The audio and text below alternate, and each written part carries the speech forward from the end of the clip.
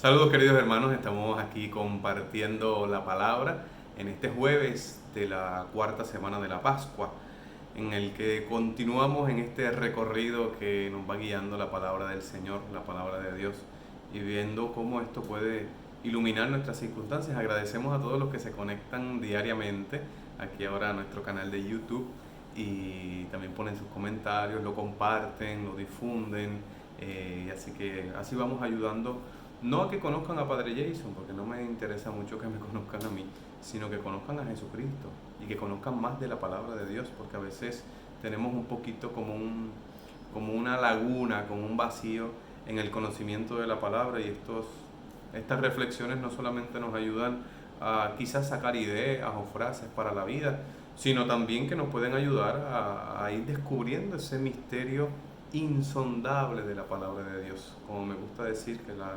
entrar en las lecturas bíblicas, estudiar, reflexionar, meditar la palabra de Dios, no es simplemente aprender cosas, es iniciar un diálogo, es comenzar una conversación con el Señor que no termina nunca, porque siempre tendrá algo nuevo que decirme, algo más. Hoy, en este día jueves, la primera lectura, continuamos en estos relatos o narraciones del libro de los Hechos de los Apóstoles, y específicamente desde ayer, desde la lectura de ayer, que era del capítulo 12, 24 en adelante, iniciaba ese primer envío de Pablo y Bernabé por parte de la comunidad o de la iglesia de Antioquía. Antioquía queda al norte de Israel, el territorio de Israel, y al norte estaría Antioquía, en lo que hoy día sería Siria. Entonces, ahí estaba la iglesia de Antioquía, en donde se encontraban Pablo y Bernabé, y desde ahí son enviados a todo el mundo.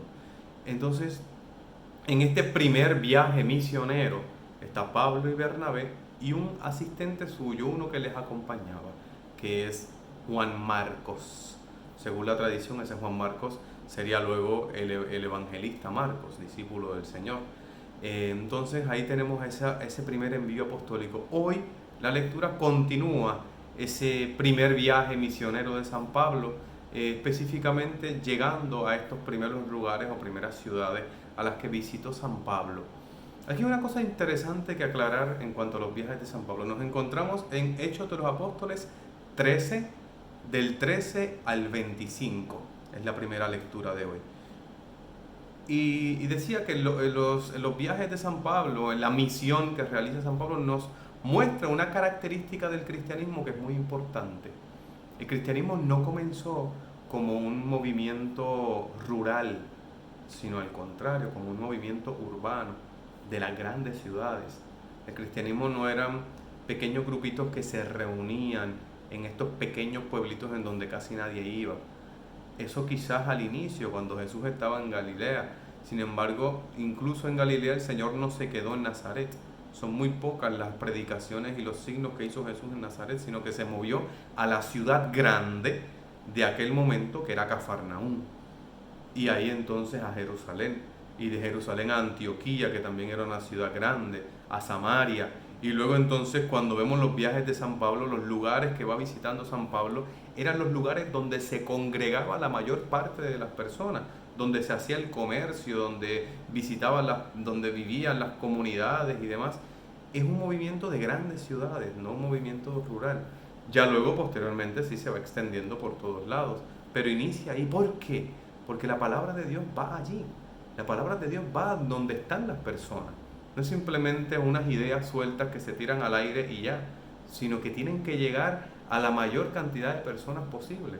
Por eso estamos en el internet, por eso tengo un canal de YouTube, por eso usamos las redes sociales, por eso hemos buscado nuevos métodos y medios para poder llevar la palabra de Dios a la mayor cantidad de personas posibles. Así inicia el Evangelio. El Evangelio en cuanto a predicación, esa difusión del Evangelio. Menciona una serie de ciudades que iba visitando: Pafos, Perge de Panfilia, Antioquía de Pisidia. Y en esta ciudad, Antioquía de Pisidia, que es otra Antioquía, no desde la que ellos fueron enviados, esta Antioquía de Pisidia, entonces Pablo hace un discurso en la sinagoga. Y aquí hay otra realidad en cuanto al cristianismo primitivo. Estas primeras comunidades cristianas aún se consideraban parte del pueblo judío, de la religión judía. La separación, pudiéramos decir, de judíos cristianos es posterior, y no por una decisión de los cristianos, sino por una decisión de los judíos. Ya eso será posterior a estos momentos en los que Pablo y los apóstoles están llevando la palabra, el Evangelio. Así que tenemos que Pablo va a la sinagoga, le dan la palabra en la sinagoga y allí entonces anuncia a Jesucristo. Lo anuncia como el cumplimiento de las promesas, como aquello que se esperaba durante todo el Antiguo Testamento, durante toda la historia de la salvación, bajo la simbología del salir de Egipto, el llegar a una tierra, a un territorio, el tener reyes, jueces, Saúl, David, y luego entonces descendiente de David es Jesús. Así San Pablo valida, pudiéramos decir, la predicación de Jesucristo, el misterio de Jesucristo, desde el cumplimiento de la Sagrada Escritura. Es lo que nos está mostrando hoy el Señor.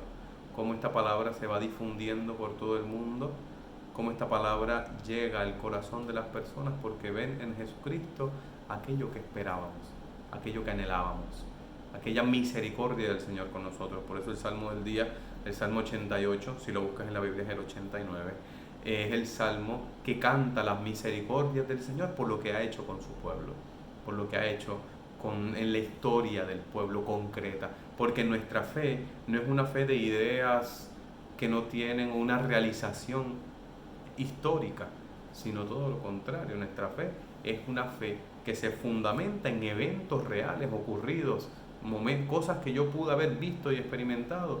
En eso se fundamenta mi fe en el Señor. Es un Dios que actúa, es un Dios que interviene en nuestra historia. Canto las misericordias del Señor por lo que ha hecho con nosotros. Así Jesús en el Evangelio de hoy, que es Juan 13, 16 al 20, recordamos que el contexto, este Evangelio del día es el Evangelio en el ambiente de la última cena, que en el Evangelio según San Juan, en la última cena de Jesús, nos presenta unos largos discursos hacia sus discípulos. Entonces en esta última cena del Señor, Jesús les muestra a sus discípulos o les manifiesta en sus discípulos la relación entre ellos, con la imagen criado, amo, enviado, el que envía, la elección y luego entonces el cumplimiento de las Escrituras y finalmente el recibir al Señor. Te estoy mencionando palabras, ¿verdad?, que son claves que nos abren, que nos ayudan a descubrir el sentido del Evangelio de hoy. El Señor les está mostrando luego del signo del lavatorio de los pies. Este Evangelio lo escucharemos nuevamente el domingo, así que no me extiendo mucho en él para dejar algo para el domingo. Pero este Evangelio, como decía, es un Evangelio que nos muestra el Señor, que nos va guiando o indicando la grandeza del ser humano. Y la grandeza del ser humano está en el ser capaz de ponerme al servicio del otro. Por eso te dice, el criado no es más que el amo, por el signo que él acaba de decir.